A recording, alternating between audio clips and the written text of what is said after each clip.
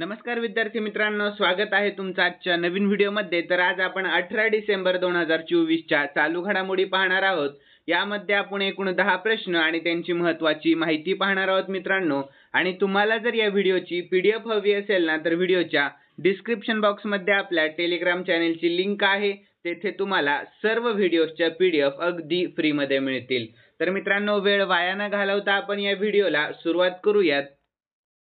तर आजचा पहिला प्रश्न आहे, desert night air combat exercise मध्ये भारतासोबत कोणत्या देशांनी भाग घेतला? तर याचे योग्य उत्तर आहे ऑप्शन ए, फ्रान्स आणि संयुक्त अरब अमिराती। तर यानंतर याविषयी आपण महत्त्वाची माहिती पाहून घेऊयात।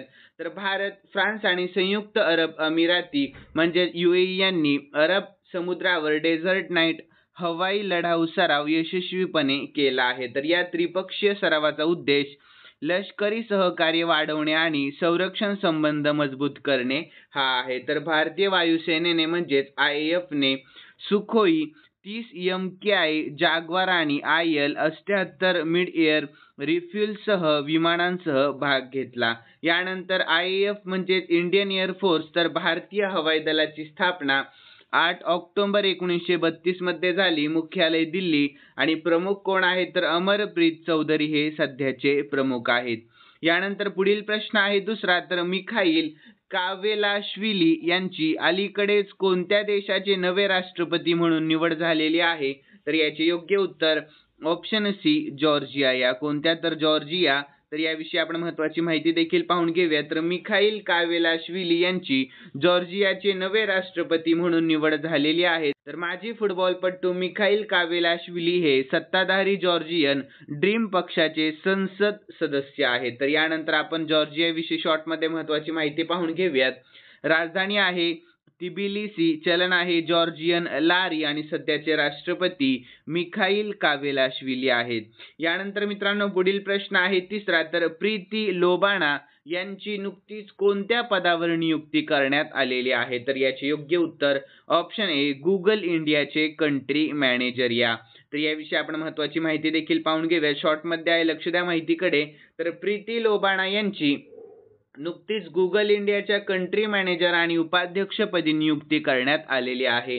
तर लोबाणा यांना तंत्रज्ञान आणि आर्थिक या दोन्ही क्षेत्रांमध्ये नेतृत्वाचा 30 वर्षांपेक्षा जास्त अनुभव आहे। तर यानंतर गुगल विषयी शॉर्टमध्ये महत्त्वाची माहिती पाहून घेऊयात।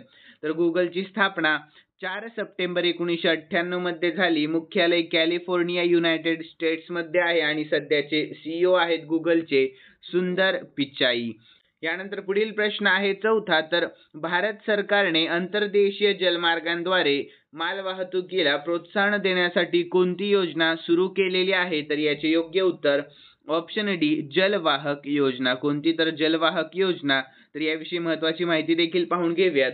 तर भारत सरकारने जलवाहतुकीची कार्यक्षमता आणि टिकाऊपणा वाढवण्याच्या उद्देशाने अंतर्देशीय जलमार्गांद्वारे मालवाहतुकीला चालना देण्यासाठी जलवाहक योजना सुरू केलेली आहे। तर यानंतर विशेषतः भारताच्या राष्ट्रीय जलमार्गांद्वारे लांब पल्ल्यांच्या मालवाहतुकीला प्रोत्साहन देणे हे त्यांचे उद्दिष्ट आहे। यानंतर पुढील प्रश्न पाचवा आहे, तर फॉर्ब्सच्या सर्वात शक्तिशाली महिलांच्या यादीत भारताच्या केंद्रीय अर्थमंत्री निर्मला सीतारामन यांच्याकडे कितवे स्थान आहे? तर याचे योग्य उत्तर ऑप्शन डी, 28वे स्थान आहे। कितवे? तर 28वे। तर याविषयी आपण महत्त्वाची माहिती देखील पाहून घेऊया। तर फॉर्ब्सने 2024 सालासाठी जगातील सर्वात शक्तिशाली महिलांची यादी जाहीर केलेली आहे। तर फॉर्ब्सच्या या 21व्या यादीमध्ये 3 भारतीय महिलांच्या नावांचाही समावेश दिसतोय, ज्यांनी आपापल्या क्षेत्रात उल्लेखनीय कार्य केलेले आहे। तर भारतातील टॉप 3 महिला आपण पाहणार आहोत। तर निर्मला सीतारामन हे 28व्या स्थानावर आहेत। तर रोशनी नादर मल्होत्रा ह्या 81व्या स्थानावर आणि किरण मुजुमदार शॉ हे 82व्या स्थानावर आहेत।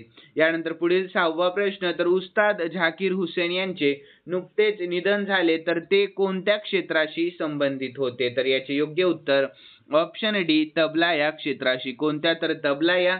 तर याविषयी महत्त्वाची माहिती देखील पाहणार आहोत. तर वादक, संगीतकार, तबला वादक, संगीत निर्माता आणि अभिनेते उस्ताद झाकीर हुसेन यांचे नुकतेच निधन झाले. तर तबला वादक उस्ताद अल्ला राखा यांचे ज्येष्ठ पुत्र होते.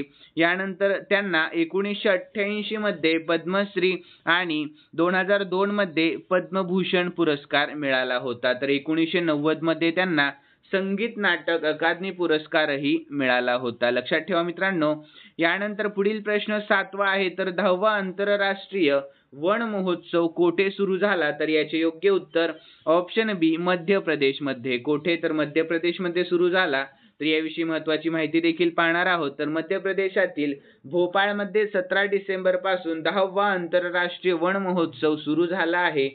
तर हा महोत्सव 23 डिसेंबर पर्यंत चालणार आहे. तर राज्याच्या अर्थव्यवस्थेमध्ये आणि पर्यावरणातील जंगलांचे महत्त्व अधोरेखित करण्याचा हा या कार्यक्रमाचा उद्देश आहे. या वेळचा वनमेळा लघु वनोपजातून महिला सक्षमीकरण या विषयावर आधारित असेल. तर यानंतर मध्य प्रदेश विषयी शॉर्टमध्ये महत्त्वाची माहिती देखील आपण या ठिकाणी पाहणार आहोत. तर मध्य प्रदेशची राजधानी आहे भोपाळ. सध्याचे मुख्यमंत्री मोहन यादव हे आहेत आणि सध्याचे राज्यपाल मंगूभाई पटेल. आणि लोकसभेच्या एकूण जागा आहेत 29 आणि राज्यसभेच्या 11 एकूण जागा आहेत. यानंतर पुढील प्रश्न आहे 8वा. तर भारतातील पहिली मधुमेह बायोबँक कोणत्या शहरामध्ये स्थापन करण्यात आलेली आहे? तर याचे योग्य उत्तर ऑप्शन सी चेन्नई या शहरामध्ये. कोणत्या शहरामध्ये? चेन्नई या शहरामध्ये. तर याविषयी महत्त्वाची माहिती देखील पाहूया. तर Indian councils of medical research म्हणजेच ICMR ने मद्रास डायबिटीस रिसर्च फाउंडेशन म्हणजेच MDRF च्या सहकार्याने चेन्नई येथे देशातील पहिली मधुमेह बायोबँक स्थापन केली आहे. तर आता मधुमेहाचा धोका आधीच ओळखता येतो. तर हे या रोगास प्रतिबंध करण्यास तसेच उपचारांमध्ये मदत करेल.